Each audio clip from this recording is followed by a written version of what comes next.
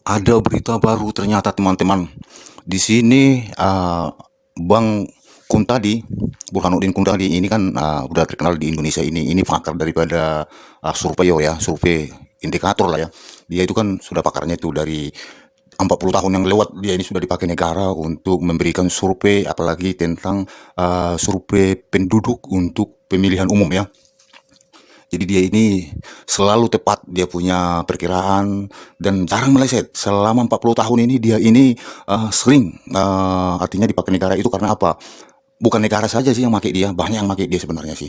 Jadi karena selalu memang real ya dan aktual dia punya survei itu, bukan survei abal-abal begitu, bukan survei kong kali kong ataupun survei sogok menyogok, bukan seperti itu. Survei dia ini memang dia ini sudah terkenal, bahkan kelas dia ini sudah kelas dunia kalau menurut surveyor dia itu ya.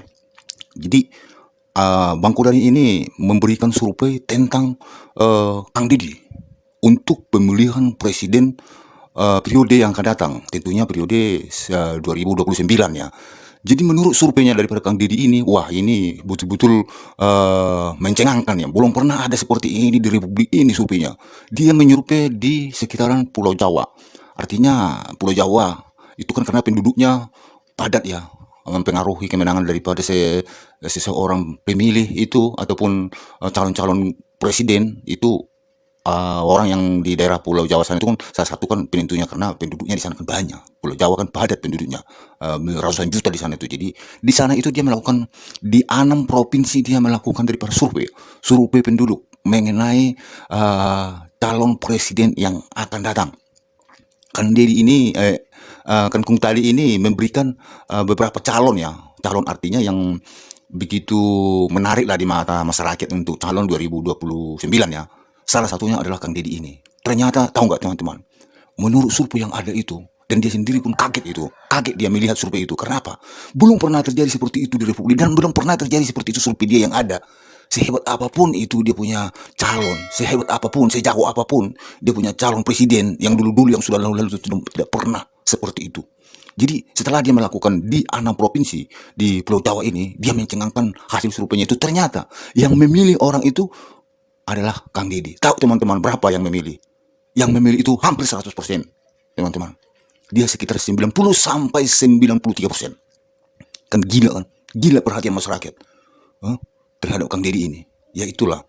Jadi orang banyak yang merasa terganggu, yang iri, yang dengki, ya, yang berkuar-kuar suka. Ya, itu hanya segelintir itu. Saya sudah katakan dari dulu-dulu itu hanya segelintir yang terganggu bisnis dia di daerah kepemimpinan Kang Deddy. Selama ini, sebelum Kang Deddy sebagai pemimpin di daerah itu, mungkin dia suka-suka. Suka-suka dia melakukan apa saja, goyang sana, goyang sini, yang penting dia kantong dia penuh. Tanpa ada aturan yang berlaku gitu. Tanpa memperdulikan daripada masyarakat di sekitarnya gitu. Jadi setelah Kang Deddy masuk, dengan periode sekarang, ya dia mereka bisa berkutik lagi. Ini yang sakit hati, ini hanya segelintir. Jadi yang segelintir ini memprovokasi daripada masyarakat supaya membenci daripada Kang Deddy ini. Tapi masyarakat yang bodoh itu yang mau itu ya. Kalau sudah masyarakat pintar dia tidak akan mau. Dia tahu mana yang hitam, mana yang putih. Jadi itu teman-teman, luar biasa teman-teman. 90% ke atas teman-teman. Dia punya hasil survei dia setelah dilakukan survei di 6 provinsi. Itu baru di 6 provinsi loh. Jadi artinya dia itu tak perlu pemilihan lagi ya, diletakkan aja begitu pasti orang senang meletakkan. Apa dibuat aja dia sebagai presiden begitu ataupun secara otomatis kira-kira begitulah. Tapi tak mungkin lah secara otomatis, tapi istilahnya lah orang pasti senang begitu. 90% ke atas loh yang menyukai dia, yang mengkehendaki dia sebagai presiden. Kenapa orang masyarakat bisa menyenangi berkehendak bahwa dia presiden yang akan datang? Kenapa? Karena dia sudah menunjukkan kinerja dia yang benar-benar pro masyarakat itu aja. Dia menunjukkan kinerja dia pro masyarakat. Cuma itu saja, tidak ada lain. Dan semua bukan dia artinya membela-bela pejabat. Dia tidak ada membela pejabat di sini. Siapa pejabat yang benar-benar dia tidak sesuai dengan keinginan masyarakat, yang tidak berpihak kepada masyarakat, yang tidak memberikan kontribusi kepada masyarakat, dia hantam betul-betul kan? Jadi memang inilah betul-betul ya keinginan rakyat ke depan. Semoga memang indikator ini ya masih lama ya, masih bisa lagi, mungkin bisa saja berubah atau gimana-gimana. Tapi ya paling berubah berapa persen saja lah. Kalaupun berubah ya, kalaupun ada perubahan. Misalnya katakanlah sekarang 93% dia punya ya survei yang sudah disurvei sekarang ini, mungkin ya bisa saja berubah. Misalnya 10% lah katakan, masih kan tetap 80% ke atas gitu. Jadi luar biasa, belum ada seperti ini calon presiden yang akan dipilih. Jadi mudah-mudahan lah ini calon presiden yang akan datang ini bisa seluruh masyarakat dari Sabang sampai Merauke memberikan mata kepada dia dengan melihat dan menyaksikan cara-cara kinerja dia yang disajikannya secara langsung lewat media. Begitu teman-teman. Melakukan survei 12 sampai 19 Mei di lapangan di 6 provinsi di Jawa. Oke. Jadi mengapa Jawa? Karena Jawa adalah kunci. Jawa adalah kunci. Iya. Iya. Jadi Jawa adalah tanpa kunci. bermaksud untuk merendahkan provinsi di luar Jawa, tetapi politik adalah matematika, dan 60% kurang lebih pemilih Indonesia itu kita perlu gali pendapat dari warga di 6 provinsi di Jawa tentang gubernur-gubernur mereka. Nah, ini mungkin pertanyaan menarik, mengapa gubernur? Nah, kalau kita lihat 2014, 2019 sampai 2024, 3 pilpres terakhir, salah satu sumber rekrutmen Kepemimpinan Nasional sejak munculnya Jokowi ya sebagai calon gubernur dan sukses 2014, di pemilu 2024 memang muncul Anies Baswedan dan Ganjar, dua-duanya dikalahkan oleh menteri ya. Menteri Prabowo yang kemudian naik kelas menjadi presiden ya karena terpilih. Tapi poin saya, gubernur itu adalah sumber rekrutmen penting untuk Kepemimpinan Nasional.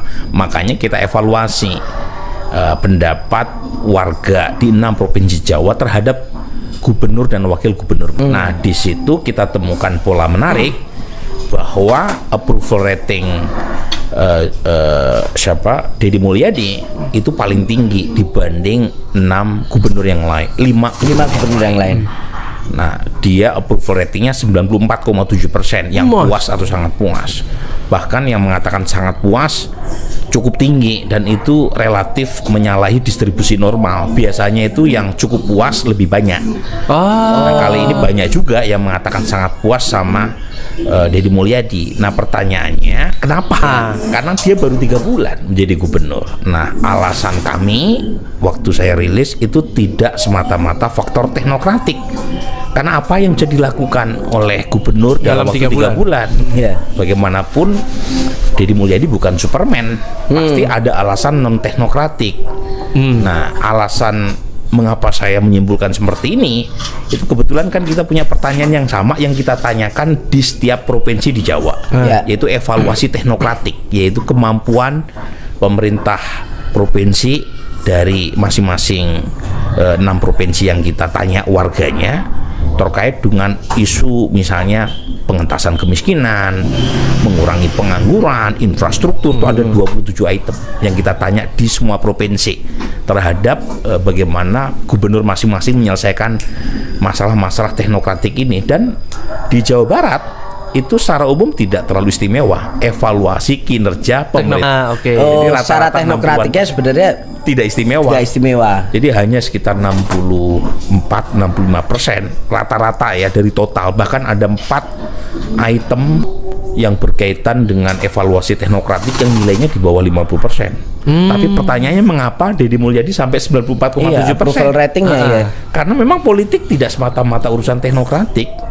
Jadi saya mempelajari voting behavior sejak lama, dan urusan politik itu tidak semata-mata urusan apakah seorang kepala daerah dianggap mampu atau tidak menyelesaikan agenda teknokratik. Ada hal di luar dari urusan rasional